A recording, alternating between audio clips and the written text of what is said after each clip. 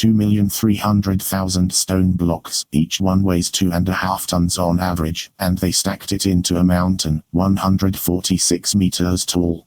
And not a single wheeled cart anywhere, no iron tools, no cranes. So how did they pull this off? Come to Giza, let me show you.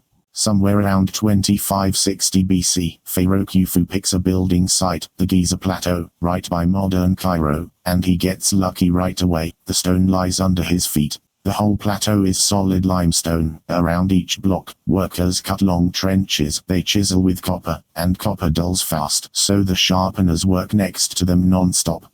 Where the rock gets harder, they swing dull-right balls. Then they hammer wooden wedges into the slots, soak the wedges with water and the wood swells, and the block breaks off right along the line. Most blocks came from the quarry next door, just 300 meters south of the pyramid. But the fine white casing stone came all the way from Tura, that's 15 kilometers up the Nile, and the 70-ton granite beams came from Aswan. That's 800 kilometers to the south. How do you even budge a 70-ton beam? Good question. You let the river haul it. In 2013, archaeologist Pierre Tourlet found some papyri in caves at Wadi al-Jarf on the Red Sea coast. These are the oldest written papyri around. One was kept by an inspector named Ra. He had about 200 men under him. His diary spells out the trips: hauling to a stone by boat, load up, sail down the Nile, unload, again, and the ships docked right next to the plateau. Canals brought the Nile straight to the site. Every summer the river flooded for about 3 months, fields underwater, farmers free, and the state feeds them. Then the block lands in the desert. 2.5 tons on loose sand won't move an inch, so the block went onto a wooden sledge. A tomb painting, dated around 1900 BC, shows exactly this. One man pours water in front of the sledge. In 2014, Daniel Bond's team in Amsterdam put this to the test. Wet sand cuts the pulling force in half.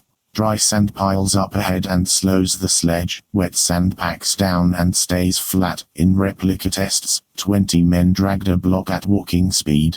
No magic, just water, rope and rhythm. Now, who was pulling those ropes? Herodotus wrote about 100,000 slaves. But he lived 2,000 years after Khufu, and he got it wrong. Mark Lehner excavated the builder's village. It's right behind the pyramids at Giza. There were bakeries, breweries, dorms for thousands, the daily norm, about 10 loaves per man, plus 2 or 3 jugs of beer.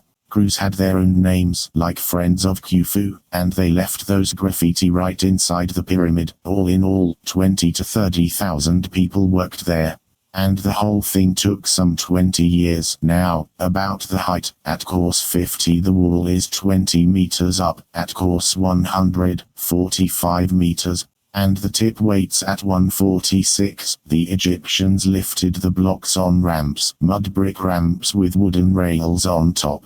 Straight ones, zigzags, or wraps around the pyramid. Then in 2007, architect Jean-Pierre Dan offered his own take, a ramp that spirals up inside the pyramid itself. In 2017, the Scan Pyramids project scanned the stone with cosmic muons, and found a hidden void above the Grand Gallery, 30 meters long, and its purpose is still unclear. So the ramp argument isn't over yet, but none of that changes the hauling physics. Wet lane, rope crew, 20 men per block.